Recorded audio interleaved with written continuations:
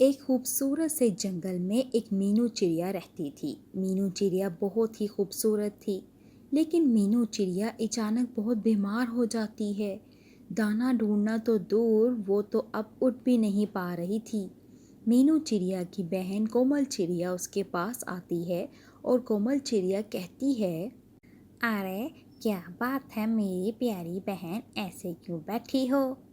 کومل چڑیا، میری بالکل طبیعت ٹھیک نہیں ہے، مجھ سے تو اب اٹھا بھی نہیں جا رہا، میں بہت بیمار ہوں، مجھ سے دانا بھی نہیں ڈھونڈا جا رہا، اب میں کیا کروں گی؟ تم کیا کہہ رہی ہو مینو چڑیا، تم کیسے بیمار ہو گئی؟ پتہ نہیں، میری طبیعت بہت خراب ہے، مجھ سے تو اب اٹھا نہیں جا رہا ہے۔ مینو چڑیا، تم فکر نہ کرو، میں کچھ سوچتی ہوں، تم بالکل ٹھیک ہو جاؤ گی۔ کومل چڑیا سوچنے لگتی ہے اور وہ سوچ کر کہتی ہے، مینو چڑیا تم پریشان نہ ہو، میں ابھی تمہارے علاج کے لیے سنہری پری کو بلا کر لاتی ہوں، اس کے پاس تمہارا علاج ضرور ہوگا۔ اتنا کہہ کر کومل چڑیا سنہری پری کے پاس چلی جاتی ہے۔ سنہری پری، میری مدد کرو، میری بہن مینو چڑیا بہت بیمار ہے، تم میرے ساتھ چلو اور اس کا علاج کر دو۔ اچھا، میں چلتی ہوں تمہارے ساتھ۔ مینو چڑیا کے پاس جب کومل چڑیا اور سنہری پری آتی ہیں، سنہری پری دیکھتی ہے کہ مینو چڑیا تو بہت بیمار ہوتی ہے۔ سنہری پری مینو چڑیا کے سر پر ہاتھ رکھ کر کچھ سوچنے لگتی ہے اور سوچ کر وہ کہتی ہے، کومل چڑیا، مینو چڑیا بہت زیادہ بیمار ہے اور میرے پاس اس کا کوئی بھی علاج نہیں ہے، اس کا بس ایک ہی علاج ہے۔ آخر اس کا علاج کیا ہے، مجھے بھی بتائیے۔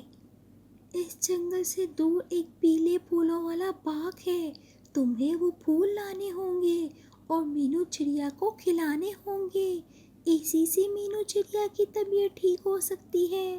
لیکن یاد رہے، ان پھولوں کے باغ کا مالک ایک سارس ہے اور وہ بہت غصے والا ہے، وہ اپنے باغ سے کسی کو بھی پھول توڑنے نہیں دیتا۔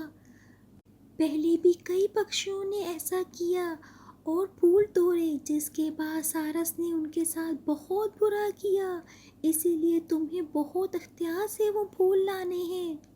آپ فکر نہ کریں سنہری پری، میں بہت احتیاط سے وہ پھول لے آؤں گی۔ اتنا کہہ کر کومل چڑیا وہاں سے چلی جاتی ہے اور کالو کوے کے پاس آ کر ساری باتیں اسے بتا دیتی ہے۔ کومل چڑیا، یہ کام تو ہمیں بہت احتیاط سے کرنا پڑے گا، اس کام میں تو بہت خطرہ ہے۔ ہاں، آپ بالکل ٹھیک کہہ رہی ہیں کالو بھائی، لیکن ہمیں مینو چڑیا کی طبیعت کے لیے بھی کچھ نہ کچھ تو کرنا پڑے گا، اور مینو چڑیا کے علاج کے لیے وہ پھول ہی لانے ہوں گے، اس کے علاوہ اور کوئی علاج نہیں ہے۔ کومل چڑیا، تم فکر نہ کرو، میں ایک بار کوشش کر کے دیکھتا ہوں۔ اتنا کہہ کر کالو کوا وہاں سے چلا جاتا ہے اور جنگل سے دور اس فارس کے باغ میں آ جاتا ہے۔ کالو کوا دیکھتا ہے کہ وہ سارس اس باغ میں نہیں ہوتا۔ کالو کوا سارس کے نہ ہونے کا فائدہ اٹھا کر اس باغ سے ایک پھول توڑ لیتا ہے۔ جیسے ہی کالو کوا ایک پھول توڑتا ہے تو وہاں پر سارس آ جاتا ہے اور وہ سارس سب کچھ دیکھ لیتا ہے اور اس سارس کو بہت زیادہ غصہ آ جاتا ہے۔ وہ کالو کوے کے پاس آتا ہے اور کالو کوے کو اپنی چونچ سے مارنے لگتا ہے۔ کالو کوے، تم آج یہاں پر آ تو گئے اور تم نے ایک پھول بھی توڑ لیا، لیکن اب اگر تم دوبارہ یہاں پر آئے تو میں تمہیں نہیں چھوڑوں گا، میں تمہیں بہت سخت سزا دوں گا۔ کالو کوا سارس سے بہت ڈر جاتا ہے اور وہ فوراً وہاں سے چلا جاتا ہے۔ کالو کوا ڈرتے ڈرتے ساری باتیں کومل چڑیا کو بتاتا ہے۔ یہ کیا کہہ رہے ہو؟ اگر وہ سارس پائی ہمیں پھول نہیں دیں گے تو مینو چڑیا کی طبیعت کیسے ٹھیک ہوگی؟ کالو کوے، آپ نے کوشش کر کے دیکھ لی، لیکن اب ایک بار میں بھی کوشش کر کے دیکھوں گی، کیا پتہ سارس پائی میری بات مان کر مجھے ایک پھول دے دیں۔ کومل چڑیا سارس کے پاس آتی ہے اور سارس سے کہتی ہے، سارس بھائی مہربانی کر کے میری مدد کریں، میری پیاری سی بہن مینو چڑیا بہت بیمار ہے اور اس کے علاج کے لیے مجھے آپ کے باغ سے ایک پھول چاہیے۔ اگر وہ پیلا پھول آپ نے نہ دیا تو مینو چڑیا کی جان بھی جا سکتی ہے۔ سارس بھائی مجھے منع مت کیجیے گا۔ تمہاری بات سمجھتا ہوں میں مینو چڑیا، لیکن میں اپنے پھولوں سے بہت پیار کرتا ہوں اور میں انہیں تکلیف میں نہیں دیکھ سکتا، اسی لیے میں کسی کو بھی پھول توڑنے نہیں دیتا، تو آخر میں تمہیں ایک پھول کیسے دے دوں؟ میں آپ کی بات سمجھتی ہوں، لیکن میری بھی مجبوری ہے، آج میں آپ کا ایک پھول لے کر ہی جاؤں گی۔ دیکھو چڑیا، میں نے تم سے پیار سے بات کی ہے، لیکن اب تم مجھے بہت غصہ دلا رہی ہو، چلی جاؤ یہاں سے، ورنہ میں تمہارے ساتھ بہت برا کروں گا۔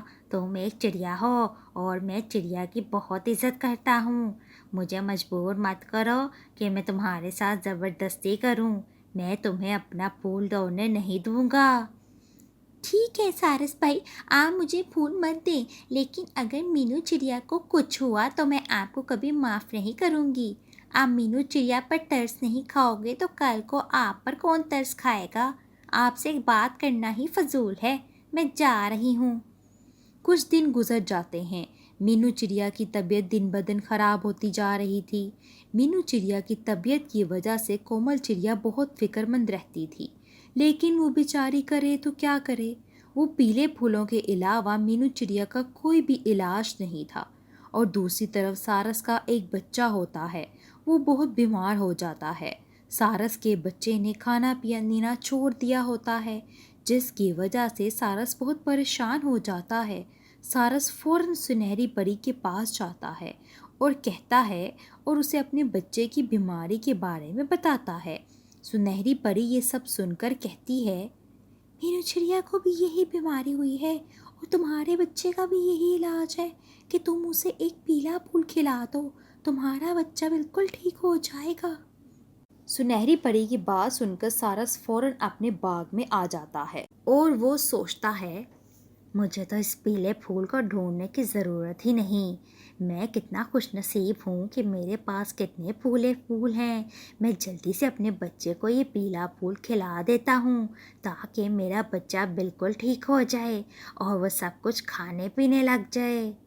سارس جلدی سے وہ پیلا پھول توڑ کر اپنے بچے کو کھلا دیتا ہے، پھر اس کا بچہ تھوڑی ہی دیر میں بالکل ٹھیک ہو کر اپنے پیروں پر کھڑا ہو جاتا ہے۔ سارس اپنے بچے کو ٹھیک ہوتا دیکھ کر بہت خوش ہوتا ہے اور سوچتا ہے، میں نے مینو چڑیا کی بات بالکل نہیں مانی اور اس کی بیماری کا بالکل بھی احساس نہیں کیا اور کومل چڑیا کو منع کر دیا کہ میں اپنے پھولوں کو نہیں توڑ سکتا۔ آج جب وہ بیماری میرے بچے پر آئی تو میں وہ پھول فوراً توڑ لیا، میں اتنا ظالم کیسے ہو سکتا ہوں؟ میں مینو چڑیا کی ضرور مدد کروں گا اور اسے وہ پھول ضرور کھلاؤں گا تاکہ مینو چڑیا بالکل ٹھیک ہو جائے۔ سارس مینو چڑیا کے لیے اپنے باغ میں سے ایک پیلا پھول توڑتا ہے اور مینو چڑیا کے پاس آ جاتا ہے۔ وہ سارس دیکھتا ہے کہ مینو چڑیا کی آخری سانسیں چل رہی ہوتی ہیں، وہ اس دنیا سے جانے ہی والی ہوتی ہے۔ سارس فوراً مینو چڑیا کو کہتا ہے، مینو چڑیا مجھے معاف کر دو، میں نے تمہارے ساتھ بہت غلط کیا ہے، لیکن ابھی بھی بہت زیادہ دیر نہیں ہوئی ہے، میں تمہارے لیے پیلا پھول لے آیا ہوں، تم اسے کھا لو۔ کومل چڑیا مینو چڑیا کو وہ پھول کھلا دیتی ہے، تھوڑی دیر بعد مینو چڑیا بالکل ٹھیک ہو جاتی ہے۔ کومل چڑیا مجھے معاف کر دو، میں نے اس وقت تمہاری مدد نہیں کی تھی، لیکن جب سے یہ بیماری میرے بچے پر آئی تو مجھے احساس ہوا کہ اپنوں کو کھونے کا کیا دکھ ہوتا ہے، اسی لیے میں جلدی سے یہ پھول مینو چڑیا کے لیے لے آیا اور اسے کھلا دیا۔ کوئی بات نہیں سارس بھائی، یہ تو بہت اچھی بات ہے کہ آپ کو احساس ہو گیا اور آپ تو بہت اچھے وقت میں آئے ہو، اگر آپ وہ پھول نہ لاتے تو مینو چڑیا کی آخری سانسیں ہوتی۔ میں آپ کی بہت شکر گزار ہوں کہ آپ نے میری بہن کی جان بچائی، بہت شکریہ آپ کا۔ پھر سب کچھ ٹھیک ہو جاتا ہے اور سب پکشی خوشی خوشی رہنے لگتے ہیں۔ اس کہانی سے ہمیں یہ سبق ملتا ہے کہ ہمیں دوسروں کی پریشانی کا احساس تب تک نہیں ہوتا جب تک وہ پریشانی خود پر نہ پڑے۔ اتنا ظالم نہیں ہونا چاہیے اور سب کی مدد کرنی چاہیے۔